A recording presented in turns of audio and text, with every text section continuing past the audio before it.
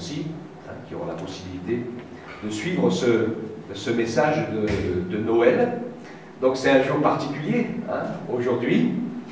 Et donc je ne vais pas vraiment vous parler de la naissance de Jésus. Il y aurait certainement beaucoup de choses à dire, parce que je pense que dans la fête de Noël, il y a pas mal d'amalgames. La seule chose qu'on peut dire aujourd'hui, c'est que avec le temps qui passe, dans cette fameuse fête de Noël, dans notre monde occidental, Jésus y est de moins en moins présent. Hein. On parle de Noël, on parle des fêtes, on parle de ceci, de cela, hein, mais on voit bien que l'esprit de ce monde essaye de virer et de mettre de côté celui qui est le principal, l'auteur et la source, et sans lequel il n'y aurait pas de Noël.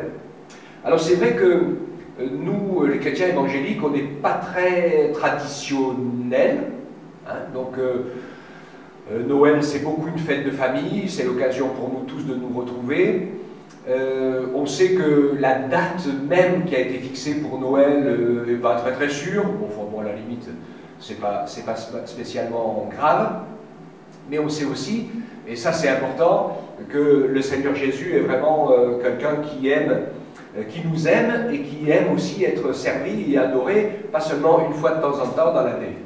Hein, c'est ça qui est important, c'est que dans l'esprit un peu religieux de beaucoup de gens, eh bien, il y a des moments comme ça, particuliers, voilà, où il faut accomplir, venir à ces rendez-vous religieux parce que c'est agréable à Dieu. Ça fait un peu penser aux idées païennes anciennes, il faut apaiser la colère des dieux, donc il faut satisfaire à ses demandes et à ce besoin. Et nous, on sait que la vie avec Dieu, dans son amour et dans sa personne, c'est pas du tout comme ça. Parce que Jésus, lui, ce qu'il veut par son Esprit Saint, c'est vivre avec nous chaque jour. Hein, et ce qu'il veut déjà, c'est, pour moi, le plus beau Noël, c'est pas le 25 décembre, c'est à chaque fois que quelqu'un laisse entrer Jésus dans son cœur. Et que la lumière de la vérité, du salut et du pardon des péchés entre dans la vie de quelqu'un. Alors c'est vraiment le plus beau jour, puisqu'il nous dit qu'il y a de la joie dans le ciel pour un pécheur qui se repent. Hein, et ben, je pense que là, ça fait plein d'anniversaires pour chacun d'entre nous, avec le Seigneur, une petite fête, où on peut dire, Seigneur, vraiment je te bénis pour le jour ou le moment où je t'ai rencontré, où j'ai cru en toi, où tu as changé mon cœur et ma vie. Alors, je réfléchissais à cette idée un petit peu religieuse où les gens font les choses un peu pour satisfaire la pensée et la volonté de Dieu. Il manque, quand c'est comme ça, bien sûr, il manque quelque chose d'essentiel. L'essentiel, c'est que notre Dieu est un Dieu d'amour. Et ce que Dieu veut vivre avec nous, c'est vraiment une relation d'amour. Et ces jours derniers, et particulièrement ce matin, j'étais en train de lire des versets dans l'épître de Paul aux Colossiens. Donc c'est là que je vais vous lire les versets de la parole. Ce matin, on va les lire ensemble. On va s'arrêter un peu plus longuement sur Colossiens 2 et Colossiens 3. Et le titre donc, du message de ce matin, c'est bonne ou mauvaise consécration.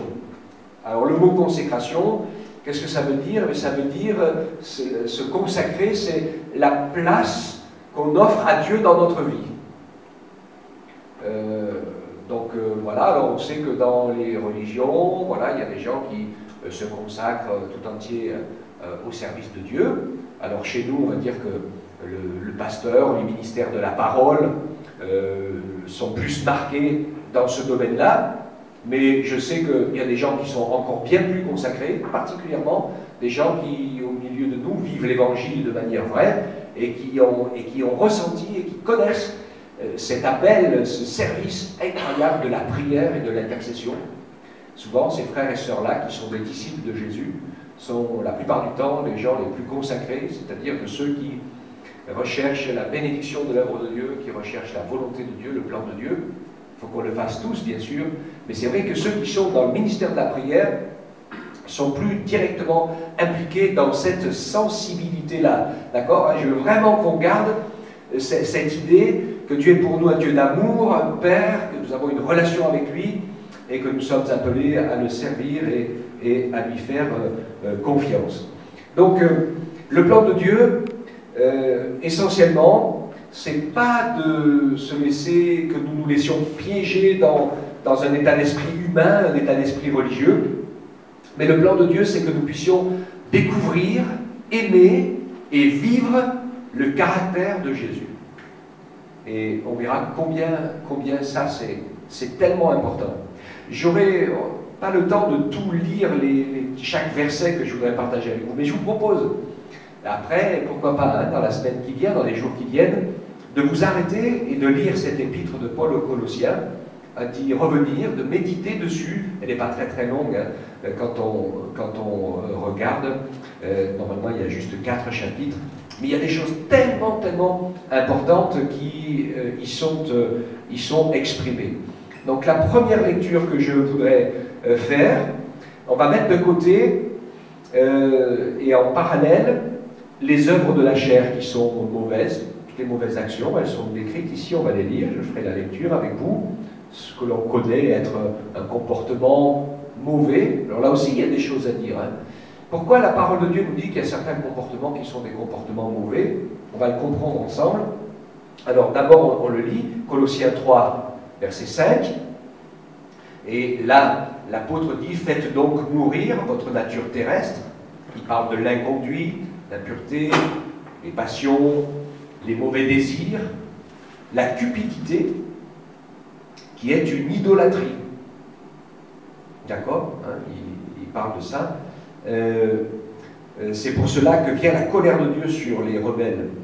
Vous aussi, vous marchiez aussi autrefois dans ces péchés. Mais maintenant, vous avez rejeté tout cela, colère, animosité, méchanceté, calomnie, paroles grossières qui sortaient de votre bouche.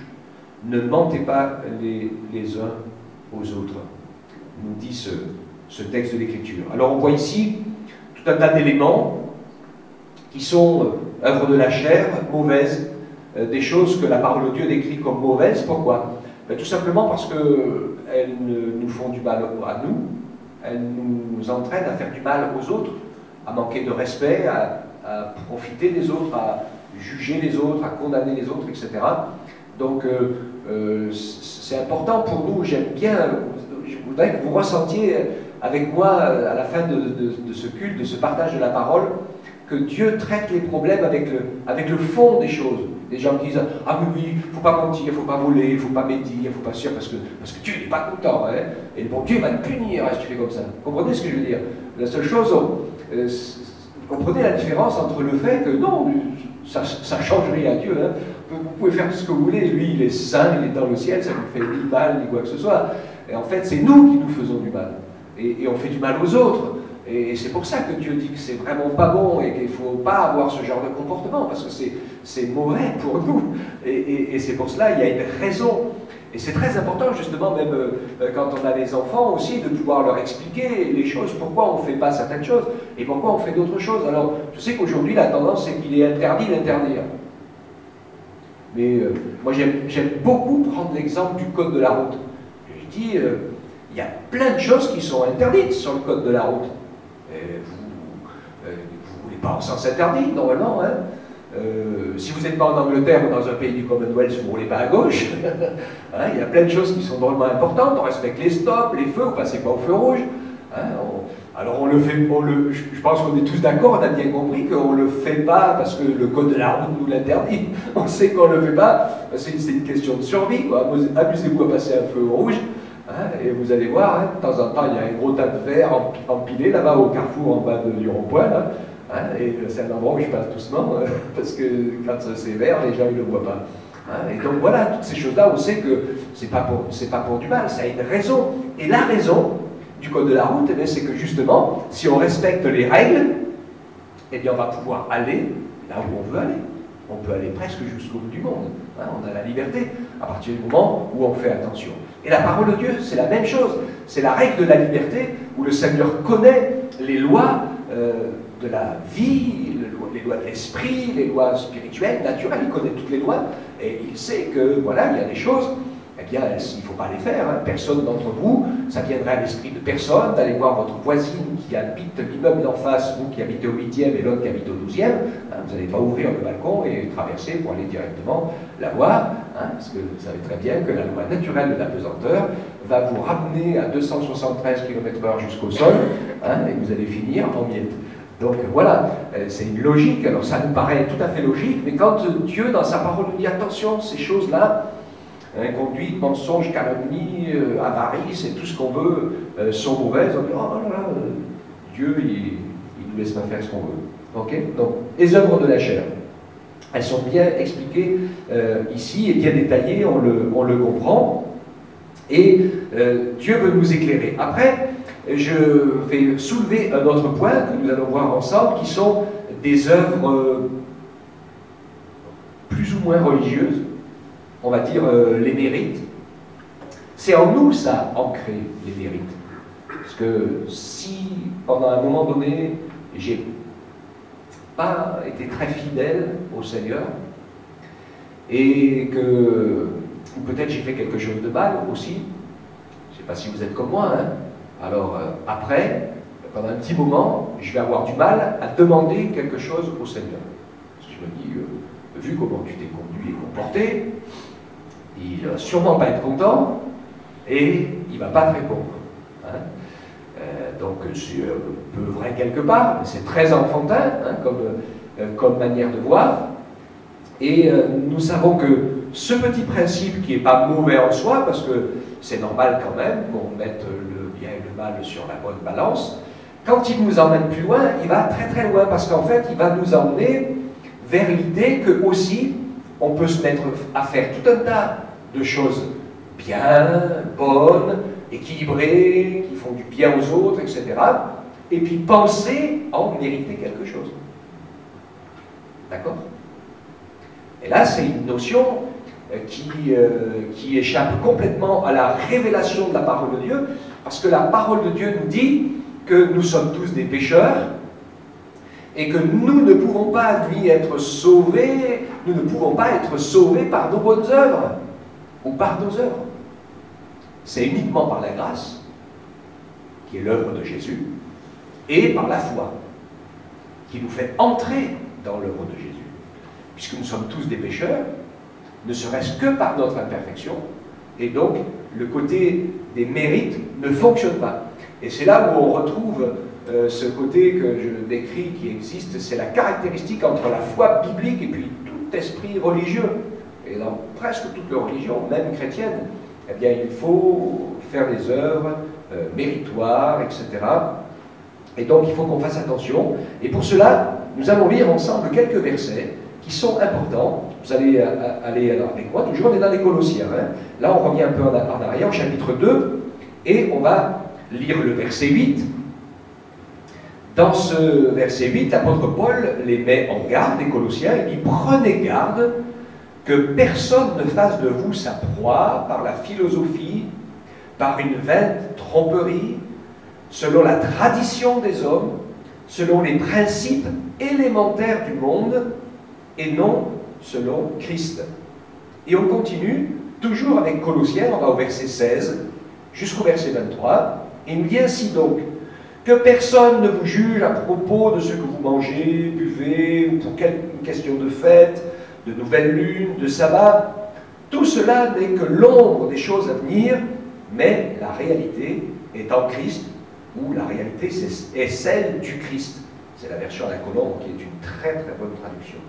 Que personne, sous prétexte d'humilité, d'un culte des anges, ne vous conteste à son gré le prix de la course. Un tel homme s'abandonne à des visions, il est enflé d'un vain orgueil par ses pensées charnelles, au lieu de s'attacher au chef, Christ, par qui tout le corps est soutenu et rendu cohérent par les jointures et les articulations et qui grandit d'une croissance qui vient de Dieu. Si vous êtes mort avec Christ aux principes élémentaires du monde, pourquoi, comme si vous viviez dans le monde, vous laissez-vous imposer ces règlements: ne prends pas, ne goûte pas, ne touche pas. Toutes ces choses vouées à la corruption par l'usage qu'on en fait. Il s'agit de préceptes et d'enseignements humains qui ont, il est vrai, une apparence de sagesse, en tant que culte volontaire, humilité et rigueur pour le corps, mais qui ne méritent pas d'honneur et qui ne contribuent que à la satisfaction de la chair. Donc il y a un côté péché de la chair, qu'on comprend tous, et il y a un côté satisfaction de la chair, qui est de s'imposer une vie avec toutes sortes de choses, voilà, comme ça, avec le caractère, l'idée que eh bien, cela va attirer la bénédiction de Dieu, la grâce de Dieu, et il y a une idée méritoire. Or, je ne dis pas qu'il faut faire n'importe quoi, parce que la parole nous montre que ce genre de comportement n'est pas méritoire, mais qu'il devrait être la norme pour tous. Et que la marche par la foi et les œuvres de la foi, elles sont au-delà de ça. Elles sont au-dessus de ça. Bien se comporter, être rempli d'amour, de respect les uns vers les autres, etc. C'est quelque chose qui, je vais dire, sont un minimum normal pour le bien vivre ensemble. Et cela n'a aucun mérite. Et si on partage notre pain avec celui qui a faim, pour Dieu, c'est une règle de normalité. La parole nous montre, et Dieu le dit lui-même, hein, Jésus l'explique quand il dit que Dieu fait lever son soleil sur les bons, sur les méchants, et qu'il fait pleuvoir sur les justes et sur les injustes. Tous les jours, Dieu bénit et fait grâce à tous les hommes, ceux qui l'aiment ou qui ne l'aiment pas, d'accord? Et il ne regarde pas, et il veut qu'on ait le même état d'esprit que pour nous, eh bien la norme soit une vie normale, mais que ça ne devienne, il n'y a pas d'esprit d'œuvre et de mérite derrière. Sachant que à partir du moment où on met ces choses en pratique, eh bien, ça sera notre bien-être, notre bonheur et celui de ceux qui nous entourent, qui est une norme pour le bien vivre ensemble. Mais pour nous, disciples de Jésus, les œuvres de la foi et notre amour pour le Seigneur va nous emmener plus loin. Par exemple, comme le fait de prendre du temps, comme ce matin, pour nous retrouver, pour l'adorer, lui rendre gloire et le servir. Nous retrouver ou prendre du temps ensemble tout seul pour lire sa parole, pour prier, avec l'intention d'être des adorateurs du Seigneur, d'avoir la communion avec notre Père Céleste, et aussi avec l'intention que son esprit puisse nous fortifier, nous éclairer, et nous permettre de découvrir et de mettre en pratique les choses qui sont sur le cœur de Dieu en ce moment, sa volonté, son plan. Vous êtes d'accord avec moi? Hein? Ça, c'est les œuvres de la foi. Et c'est les choses qui vont aller dans le sens de ce qui plaît à Dieu, de ce qui lui est important. Et donc, nous avons vraiment besoin d'être ancrés sur une foi qui est vivante, qui est une vraie respiration. Parce que le naturel de l'homme, c'est de ranger les choses de manière facile. Voilà, je fais comme ça, je vais là, etc. On peut arriver, quand on a un comportement comme ça qui est sur les œuvres, ou sur les mérites, eh bien, ou sur des choses à faire pour être agréable à Dieu sans les comprendre, qui devient affreux. Je vais vous donner un exemple. À l'époque du temple de Jérusalem, il est arrivé à un moment donné où le roi Salomon, à l'inauguration du temple ou autre, on fait des sacrifices, mais des sacrifices en quantité industrielle. Ils l'ont fait. Déjà, l'état d'esprit, c'était assez moyen, mais ça allait encore parce qu'ils l'ont fait pour être agréable à Dieu, pour chercher sa miséricorde, son pardon, et pour que tout le monde puisse faire la fête pour l'inauguration du temple, etc., et que tout le monde se réjouisse. Et pour Dieu, il n'y a pas de souci. Mais après, on sait que quand il y avait des rois qui étaient vraiment plus éloignés de la pensée de Dieu, certains qui ont fait aussi des grandes fêtes comme ça, et Dieu disait par la bouche du prophète, « J'ai horreur de vos fêtes, j'ai horreur de vos solennités, j'ai horreur de vos sacrifices. » Parce qu'en fait, ils le faisaient, parce qu'ils avaient lu que pour plaire à Dieu, il fallait faire ça. Alors voilà, ils disaient, on va apaiser, on va faire plaisir à Dieu, on va lui faire... Ils étaient loin de l'esprit. Pourquoi Dieu avait-il réclamé des sacrifices d'animaux? C'était pour que l'homme le fasse avec un cœur contrit, réalisant que c'était une souffrance, quelque chose de difficile, une douleur de donner la mort à un animal innocent pour demander le pardon pour ses propres péchés.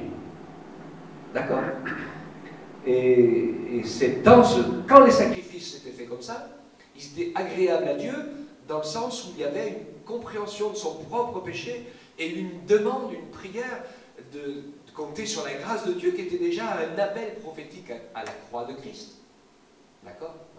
Et quand les sacrifices étaient offerts, selon cet état d'esprit, eh bien on sait que le Seigneur se réjouissait parce qu'il voyait les hommes et les femmes qui s'approchaient de lui avec un cœur qui avait besoin de pardon et qui était conscient que seul Dieu pouvait donner le pardon et que seul le sang innocent pouvait avoir un effet pour effacer les péchés. Okay?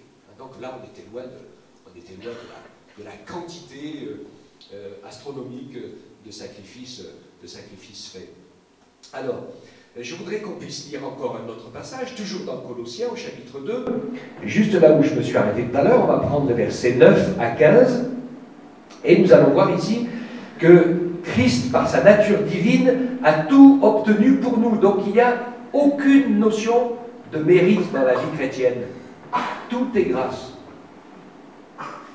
Donc en Jésus habite corporellement toute la plénitude de la divinité. Et vous avez tout pleinement en lui, qui est le chef de toute principauté, de tout pouvoir. En lui aussi, vous avez été circoncis d'une circoncision qui n'a pas été faite par la main des hommes, c'est-à-dire le dépouillement du corps de la chair, mais la circoncision du Christ. Enseveli avec lui par le baptême, vous êtes aussi ressuscités en lui et avec lui, par la foi en la puissance de Dieu qui l'a ressuscité d'entre les morts. Vous qui étiez morts par vos offenses et par l'incirconcision de votre chair, il vous a rendu à la vie avec lui, en nous faisant grâce pour toutes nos offenses. Il a effacé l'acte rédigé contre nous et dont les dispositions nous étaient contraires. Il l'a supprimé en le clouant à la croix. Il a dépouillé les principautés, les pouvoirs et les a publiquement livrés en spectacle en triomphant d'eux par la croix. Amen. Ça nous amène ici à un point capital, le point clé pour nous, disciples de Jésus, que le seul qui nous a ouvert la porte du ciel, c'est le Seigneur Jésus, par sa venue et par son œuvre expiatoire de nos péchés. Et nous voulons rester christocentriques, sachant que nous avons en lui toutes les réponses, nous avons en lui le chemin, il est le chemin, la vérité et la vie. Et en fait, ce qui est important, c'est que tout est en lui. Et que si nous voulons tout ce dont nous avons besoin, les uns et les autres, il n'y a pas 50 000 solutions, il n'y en a qu'une, c'est le suivre. Parce que c'est en le suivant que nous allons, par sa grâce, recevoir ce que nous avons besoin, le pardon, la direction, son accompagnement, son inspiration. Hein, je sais que quand vous connaissez tous le 1 Corinthiens 13, hein, qui est le chapitre qui nous parle de l'amour, et qui nous montre tous les beaux sacrifices qu'on peut faire, même de sa propre vie, et qui n'ont aucune valeur aux yeux de Dieu. Hein, là, on est vraiment dans les mérites et dans les œuvres qui sont jusqu'à l'extrême. Hein, et donc, il n'y a que Dieu qui est capable de voir dans quel état d'esprit on le sert et on marche avec lui. Et bien sûr que ça nous parle, enfin moi ça me parle, hein, et ça m'interpelle, et je sais que quelqu'un peut donner de l'eau et du pain et des vêtements à quelqu'un qui en a besoin, et Dieu, il peut voir si c'est une œuvre méritoire, ou, tout de suite il va le voir, hein, ou si c'est une action normale et fraternelle, qui ne mérite rien d'autre que la norme que nous devrions tous mettre en pratique, et ça c'est bien, ou aussi si c'est un appel et une direction de Dieu pour un travail particulier. Je sais qu'au milieu de nous, frères et sœurs, il y a des personnes qui sont particulièrement appelées à agir dans ce domaine pour secourir, etc., etc. On n'est pas tous appelés à être prédicateurs ou chanteurs, tout ce qu'on veut. Hein. C'est une part importante aussi de l'Église de s'occuper des pauvres. Voilà. Et pour certains, bien, ça peut être une direction, un appel de Dieu qui est, dans ce cas-là, une œuvre du Saint-Esprit, préparée d'avance, dans laquelle eh bien, nous allons aller et développer cela, parce que c'est, en fait, le Seigneur nous a donné sa vie pour cela.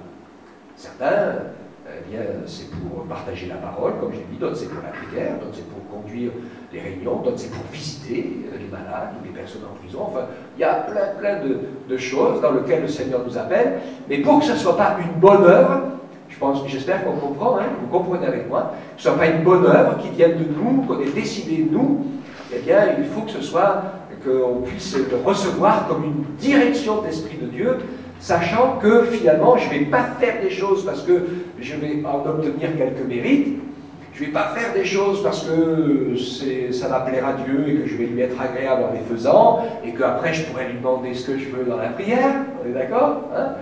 C'est ça que je veux dire, hein? Mais que, en fait, eh bien, je vais être un adorateur, sachant qu'il y a tout pleinement en Jésus et que tous les mérites, quels qu'ils soient, eh bien, c'est Christ qui les a accomplis, et que si Jésus n'était pas mort sur la croix, je ne serais qu'un pauvre perdu, irrécupérable. Même si je suis le plus propre juste de la terre. Ok? Donc si on peut être pardonné, c'est parce que Jésus l'a fait. Si on peut être sauvé, c'est parce que Jésus l'a accompli. Si on peut être conduit, inspiré, c'est parce que Jésus a expié nos péchés, que le Saint-Esprit peut venir habiter en nous, faire de nous son temple, etc. Nous avons tout pleinement en lui. Il est le chemin, il est la vérité, il est la vie, il est la clé, il est la lumière, il est la réponse. Et nous n'avons besoin que de lui. Et nous n'avons rien à prouver, ou à essayer de prouver, parce que des fois on essaye de se prouver à soi-même, ou on essaye de prouver à Dieu. Et moi je ne veux pas oublier cette parole de Jésus, qui, quand il était au milieu des hommes et de ses contemporains, il n'avait pas besoin qu'on lui rende témoignage d'aucun homme. Parce qu'il sait lui-même ce qu'il y a dans notre cœur. Et je suis comme vous, on est tous, des fois on calcule, on réfléchit, etc. Mais c'est vraiment important d'apprendre à pouvoir mettre en action cette parole du Seigneur. Nous voyons cette œuvre où Jésus a triomphé. Il a triomphé de la mort, il a triomphé du péché, il a triomphé des œuvres du diable, et il a triomphé de cela par amour. Alors pour nous, bien sûr, il y a un chemin qui se trouve dans le caractère de Jésus, et ce chemin, c'est l'amour. On va le lire ensemble. On retourne dans les Colossiens. Je voudrais lire encore un petit peu, le chapitre 3. Vous avez vu que j'ai intercalé dans ces chapitres ce qui étaient des œuvres humaines, ce qui étaient des mauvaises actions, et ce qui est de la direction et de la conduite du Saint-Esprit. Colossiens 3, 9 à 17 nous encourage, et vous allez voir dans quel sens ça va. Il dit « Ne mentez pas les uns aux autres, vous qui avez dépouillé la vieille nature avec ses pratiques, et revêtu la nature nouvelle qui se renouvelle en vue d'une pleine connaissance, selon l'image de celui qui l'a créé, donc Christ en nous, et c'est le Saint-Esprit qui crée en nous cette nouvelle nature de Jésus, et qui veut réinstaller cette nouvelle nature. Et donc Paul dit, il n'y a là ni grec, ni juif, ni circoncis, ni incirconcis, ni barbare, ni scythe, ni esclave, ni libre, mais Christ est tout et en tous. Ainsi donc, comme des élus de Dieu, saints, c'est nous les saints. Alors je sais que la religion a fait de certaines personnes des saints, mais Dieu, il a fait de nous tous qui croyons en Jésus et qui le suivons avec foi, il a fait de nous des saints. Parce qu'il nous a sanctifiés par sa parole. Il a effacé le péché, il a écrit notre nom dans le livre de vie, donc il a fait de nous des mises à part. Finalement, les saints, c'est ceux qui suivent Jésus. Nous sommes appelés à le suivre encore, continuer à le suivre. Je fais exprès de faire la différence entre croire en lui et le suivre. Je pense que vous l'avez compris. Le suivre, ça nous parle d'un mouvement, aller de l'avant, et d'avoir un objectif, un but. Alors, on continue. Les saints et bien-aimés, revêtez-vous d'ardente compassion, de bonté, d'humilité, de douceur, de patience. Supportez-vous les uns les autres et faites-vous grâce réciproquement. Et si quelqu'un a à se plaindre d'un autre, comme le Christ vous a fait grâce, vous aussi faites de même. Mais par-dessus tout, revêtez-vous de l'amour qui est le lien de la perfection. Que la paix du Christ à laquelle vous avez été appelés pour former un seul corps règne dans vos cœurs. Soyez reconnaissants. Que la parole de Christ habite en vous avec sa richesse. Instruisez-vous et avertissez-vous réciproquement, en toute sagesse, par des psaumes, par des hymnes, par des cantiques spirituels, sous l'inspiration de la grâce. Chantez à Dieu de tout votre cœur. Quoi que vous fassiez, en parole ou en œuvre, faites tout au nom du Seigneur Jésus, en rendant grâce par lui à Dieu le Père. Amen. Amen. C'est impressionnant. Je lisais ce texte ce matin, je dis, Seigneur, tu es vraiment extraordinaire et merveilleux. Parce que notre vie se retrouve apaisée. À partir du moment où on n'a rien à prouver, qu'on n'a rien à arracher, à essayer de mériter, de recevoir, que tout est grâce, eh bien, nous sommes dans un élan positif. Parce que finalement, le Seigneur nous demande juste de faire l'effort de le suivre, de nous attacher à lui et d'apprendre à l'aimer. Parce que c'est là la clé. Vous savez comme moi, pas difficile, que pour ce qu'on aime, on trouve du temps, pour ce qu'on aime, on trouve des forces, pour ce qu'on aime, on trouve de l'argent, pour ce qu'on aime, on trouve ce qu'il faut. Hein? D'une manière ou d'une autre, on sacrifie un peu sur autre chose, hein? Mais pour ce qu'on aime, on y arrive. Et c'est vraiment, vraiment là la clé. Hein? Et souvent on se pose la question, il y a des gens qui me disent oui, mais si tu existais, ceci, cela, enfin, il y a tout un tas de questions. Et je sais que je parlais avec une personne il n'y a pas très longtemps. J'ai dit écoutez, il n'y a pas 50 000 chemins. Notre Dieu, c'est un Dieu d'amour. Si vous êtes prêt à l'aimer, lui, eh bien il va se révéler. Il n'y a pas de secret. Hein? C'est pas de tout connaître, d'étudier les textes, d'en partager avec mon fils quelque chose d'intéressant, parce qu'il y a des gens sur Internet, parmi les chrétiens, hein, qui écoutent des rabbis hébreux qui expliquent la parole, ils se disent des choses formidables, et ils se laissent séduire par la philosophie des hommes. Parce que c'est des bons mots, c'est la connaissance des textes originaux, mais comment voulez-vous que je fasse confiance, que je croie à quelqu'un qui lit la Bible depuis des années, qui n'a toujours pas réussi à y voir Jésus, alors que toute la Bible est écrite pour rendre témoignage de Jésus, pour montrer qu'il est le Messie, le Sauveur, toutes les prophéties en parlent, tout va dans ce sens. Alors s'il n'a pas réussi à voir la chose essentielle, fondamentale, Jésus disait n'écoutez pas l'enseignement des pharisiens, hein, ce sont des aveugles qui conduisent des aveugles, et les religieux, eh bien, ils font comme ça. Hein. Ils parlent avec sagesse et grandiloquence de choses qu'ils ne comprennent pas eux-mêmes. Et donc c'est pour ça qu'il faut que nous puissions être attentifs et pas nous laisser impressionner, parce que la seule chose qui nous importe pour nous, c'est de comprendre le caractère de Jésus et de le vivre. C'est ça qui est fort. Et je retiens ce verset 14, gardez-le bien dans votre cœur, il dit revêtez-vous de l'amour qui est le lien de la perfection. D'accord? Donc ne nous laissons pas piégés par l'esprit humain, parce que les mérites et les œuvres, c'est dans notre nature. Ça se fait tout seul, même quand on est chrétien, qu'on aime le Seigneur, qu'on veut le suivre. Je ne sais pas vous, hein, mais moi c'est instinctif de s'analyser, de se jauger pour savoir si on mérite quelque chose. Mais de bien comprendre que c'est par grâce que nous sommes sauvés et que le Seigneur nous a fait grâce et que la seule chose que Dieu veut, c'est qu'on regarde à lui, qu'on lui donne sa vraie place, que nous on diminue. Qu'est-ce qu'il disait Jean-Baptiste? Il parlait de Jésus, qu'il faut qu'il croisse et que je diminue. Et nous, souvent, on ne diminue pas. Même si ce n'est pas dans un mauvais état d'esprit. Hein. Parce que c'est moi, je ne suis pas assez sain, je ne suis pas ceci, mais en fait, on est toujours en train de se regarder, de s'analyser, de se jauger, de se mesurer. Et ça devient un piège. Le Seigneur veut que nous regardions à lui. Et que nous disions, oh Saint-Esprit, viens me transformer. Et viens faire ton œuvre pour m'inspirer selon le chemin. Amen. Dieu nous encourage ainsi. Et nous avons vu donc l'amour qui est le lien de la perfection. Et j'ai découvert, et on le sait hein, dans la parole, que le Seigneur nous invite à être parfait.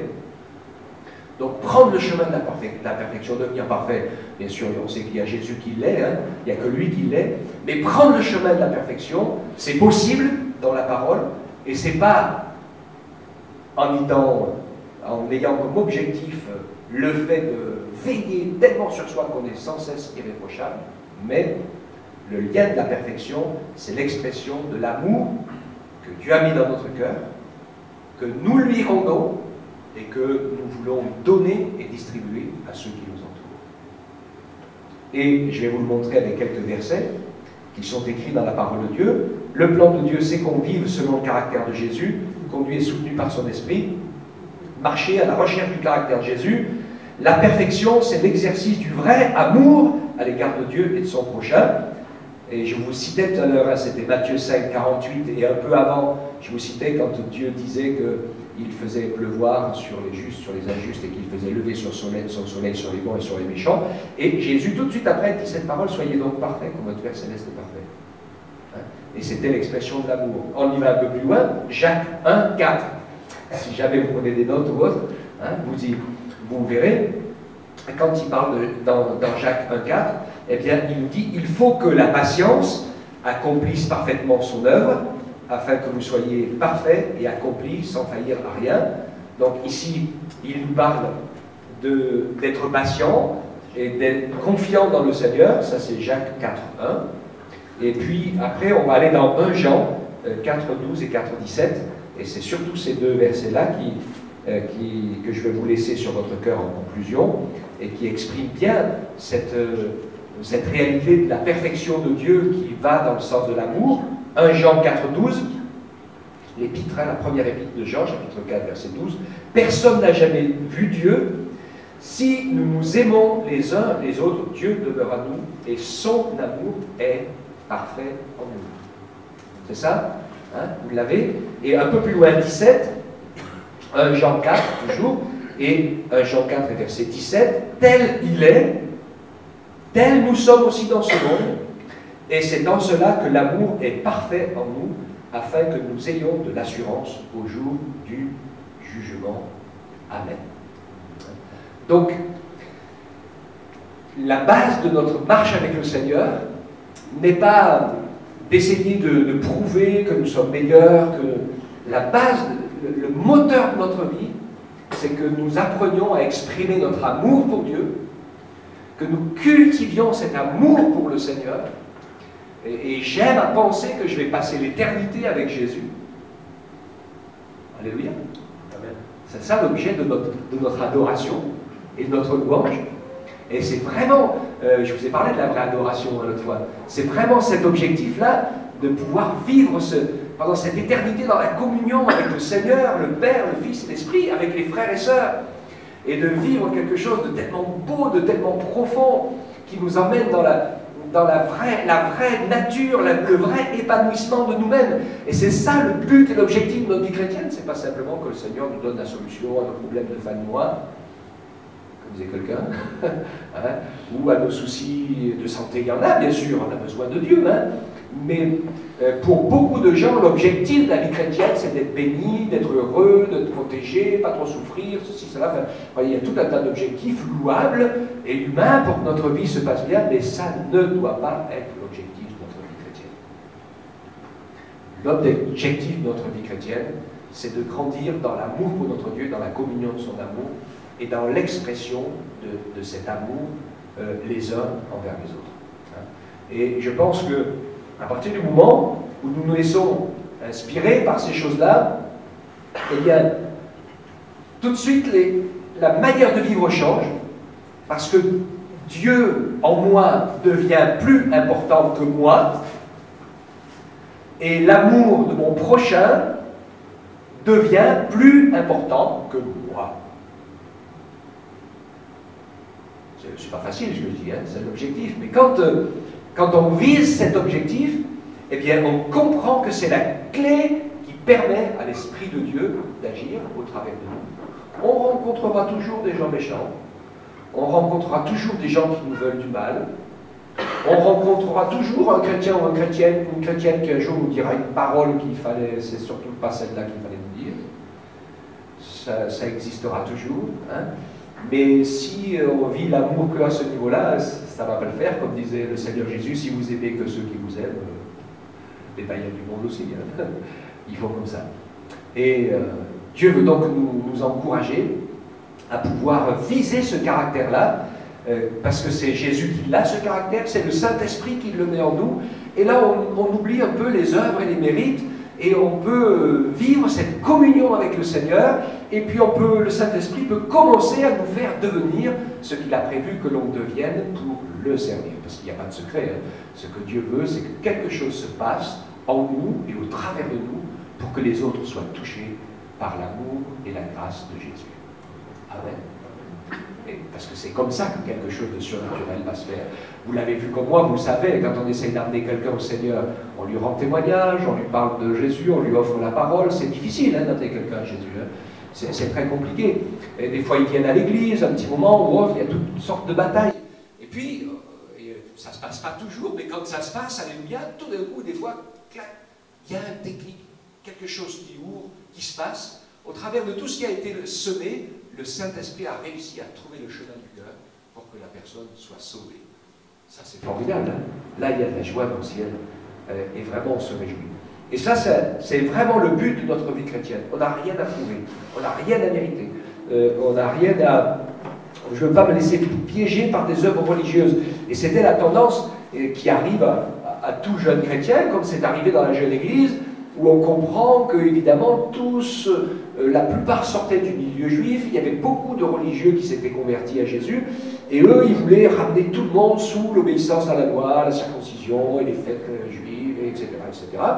Et comme si c'était l'objectif de la vie chrétienne pour obtenir les bénédictions de Dieu. Mais l'apôtre Paul s'est battu, s'est défendu contre ça, bec et ongles, et comme nous aussi, je veux dire, en tant que chrétiens fidèles à la parole, moi je veux me battre contre les gens qui croient que, parce qu'on les a baptisés enfants, ils sont chrétiens, parce qu'ils se sont mariés à l'église, parce qu'ils sont enterrés, ils iront au ciel, etc. Vous voyez ce que je veux dire, je ne veux pas être trop dénigrant, hein, mais quelque part, nous savons que dans la parole de Dieu, l'histoire des sacrements religieux, ça n'existe pas.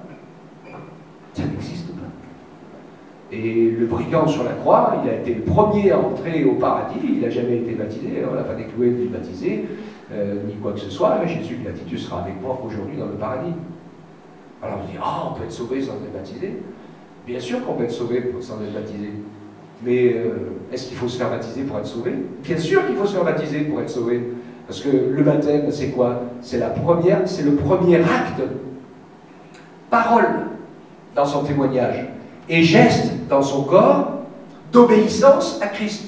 Si je dis je crois en Jésus, j'aime Jésus, je donne ma vie à Jésus, et la première chose qu'il me demande de faire est de dire je ne le fais pas et je ne le dis pas, je suis un menteur. Non? Vous n'êtes pas d'accord avec moi? Hein? Et c'est pour ça que celui qui ne croira pas, dit la parole, il ne sera pas sauvé. Et celui qui peut se faire baptiser et qui veut devenir un chrétien et qui ne veut pas le faire, eh bien, il désobéit à Jésus au premier commandement qui n'est pas un ordre, mais qui est une entrée dans l'alliance. Hein? Si vous voulez être marié, il faut aller à la mairie. Il faut dire oui et signer les papiers. Donc il faut entrer dans l'alliance. Alléluia. Hein? Et donc voilà, si j'entre pas dans l'alliance, je n'entre pas dans l'alliance. Et c'est pour ça qu'il y a beaucoup de gens, quand Jésus va revenir, qui diront « Oh Seigneur, Seigneur, Seigneur ». Et j'ai dit « Je ne vous connais pas. Vous n'êtes jamais entré dans l'alliance. Vous n'avez jamais obéi. » Et pour nous, nous savons que ce qui fait la clé de la foi, eh bien c'est cette obéissance à Christ. Et la première obéissance à Christ, c'est que nous n'avons aucune œuvre méritoire, et que la seule chose qui plaît à Jésus, c'est pas que je fasse ceci, que je fasse cela pour lui plaire. La seule chose qui plaît à Jésus, c'est que je le laisse faire en moi ce qu'il veut faire. Parce que je ne peux pas me sanctifier moi-même, je ne peux pas me changer moi-même, je ne peux pas devenir meilleur moi-même.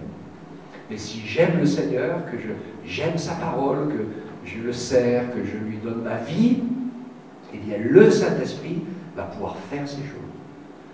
Et le Seigneur Jésus, il aime beaucoup travailler en nous. Il n'aime pas trop quand on essaye de faire le boulot à sa place.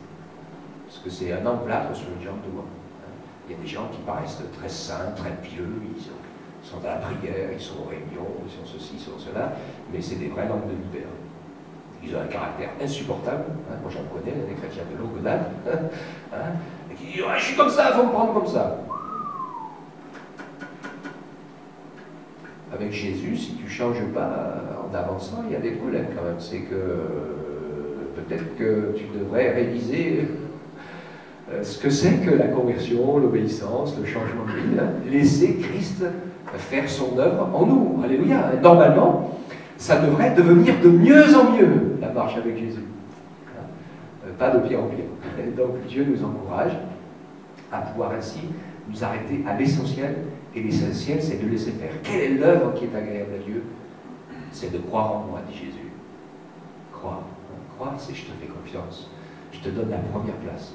Je te suis. Je marche derrière toi. J'ai rien à prouver, rien à mériter. Et ça s'appelle bien sûr l'œuvre ou les œuvres de la foi, et se laisser conduire dans ce que Dieu a préparé d'avance pour nous. Amen. Que Dieu nous aide ce matin. Je pense que le meilleur Noël et le meilleur anniversaire qu'on puisse offrir au Seigneur Jésus, c'est vraiment de lui dire qu'on veut l'aimer, qu'on décide de l'aimer, qu'on veut apprendre à l'aimer, et qu'on veut le laisser faire. Oh Seigneur, c'est vraiment ma prière, que par ta grâce, j'apprenne à te laisser faire, à te laisser œuvrer dans mon cœur, dans mon caractère. Je veux te ressembler, Seigneur. Et donc, il nous enverra quelques embûches pour vérifier si... des fois, on dit, ah, j'ai beaucoup progressé, ça m'est arrivé.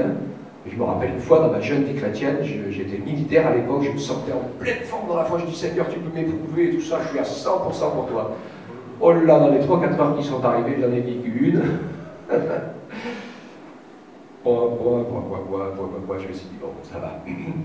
J'ai compté sur moi, et je suis nul, j'ai fait comme Pierre, mais je suis prêt à aller à la mort avec toi. Et puis finalement, non. On croit qu'on est prêt, mais il n'était pas prêt. Après, il l'a été.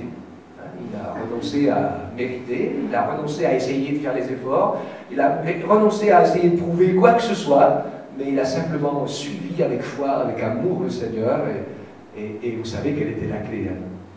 Parce que, je n'oublie pas, ça rejoint ce que je dis. M'aimes-tu, Pierre? Parce que Jésus l'a ramené. Est-ce que tu peux prouver, mourir? Non. Est-ce que tu m'aimes? Pourquoi? Ok. Est-ce que tu m'aimes? Et finalement, c'est ça la question que Jésus nous pose encore aujourd'hui à chacun d'entre nous. Est-ce que tu m'aimes? Est-ce que j'ai la première place dans ton cœur? Et si c'est vrai, si je t'aime, Seigneur, et que j'ai la première place, alors il y a beaucoup de choses qui vont bouger. Plus ou moins facilement, mais ça va bouger. Ça va bouger, et ça c'est formidable. Et c'est ce que Dieu veut, que notre vie bouge, qu'on vive beaucoup de printemps renouvelés, où des choses, où le Saint-Esprit peut encore nous conduire, nous renouveler, nous emmener sur ses chemins, et nous entraîner afin qu'on ressemble à sa personne et à sa gloire. Amen. Donc pas les mérites, pas les œuvres, mais le caractère de Jésus, sa nature, le suivons. Nous le suivons. Seigneur, je marche à ta suite, avec les hauts, les bas, mais je marche à ta suite. Je veux que tout ce que tu as préparé dans ton ciel, je puisse me l'approprier, le vivre et le recevoir. Amen. Que Dieu soit béni. On le remercie tous ensemble. On prend un moment pour le louer, pour l'adorer, de pouvoir le prier, lui rendre grâce, oui, pour des choses, mais l'adorer aussi, le remercier pour qui il est, pour ce qu'il est. N'oubliez pas ce que je vous ai dit ce dimanche sur l'adoration, d'ouvrir notre bouche et de lui dire combien on l'aime. C'est tellement, tellement important. Les maris, les femmes, les époux, les épouses, on a besoin que l'autre nous dise qu'on l'aime. Eh bien, Dieu a besoin qu'on lui dise qu'on l'aime, et nous, on a besoin qu'il nous le dise aussi. Et ça, c'est vraiment ce qu'il veut faire dans nos cœurs. Père éternel, ensemble ce matin, nous voulons vraiment louer, adorer et bénir ton nom. Je veux te célébrer, Seigneur. Je sais que je ne t'aime pas assez, pas encore comme il le faudrait, mais je veux vraiment apprendre à t'aimer toujours plus, toujours mieux. Merci pour ta parole qui nous éclaire. Pour pas qu'on perde notre temps et nos efforts vains pour des choses humaines qui ont une apparence de mérite, disant « Oh oui, celui-là, c'est un bon chrétien, une bonne chrétienne », toutes ces choses ne sont que du vent. Ce qui est important pour nous, Seigneur, c'est que ton esprit ait la place, l'autorité, que ton esprit puisse nous parler, que tu nous y rendes sensibles et nous conduire dans l'accomplissement de tes œuvres, de ton plan, de ta volonté. Tu reviens bientôt, tu veux que nous soyons des instruments de bénédiction pour ce monde qui se perd. Moi, je ne sais pas trop comment m'y prendre, Seigneur, mais je sais que ton esprit, il a un plan, il a un dessein. Alors, Seigneur, nous voulons, et je veux te louer pour cela, je veux en prendre conscience. Ce matin, avec mes frères et sœurs, nous voulons t'adorer, te rendre gloire, Parce que tu es Dieu, tu règnes dans le ciel, sur la terre. Bientôt tu reviens. Personne n'est aussi grand que toi, Seigneur. Et même si les hommes s'élèvent avec leur folie, un jour leur folie s'écroule. Mais toi, tu demeures le rocher des siècles, inébranlable. Oui, Père éternel, que ton beau nom soit adoré et glorifié au siècle des siècles. Au nom de Jésus. Amen. Amen.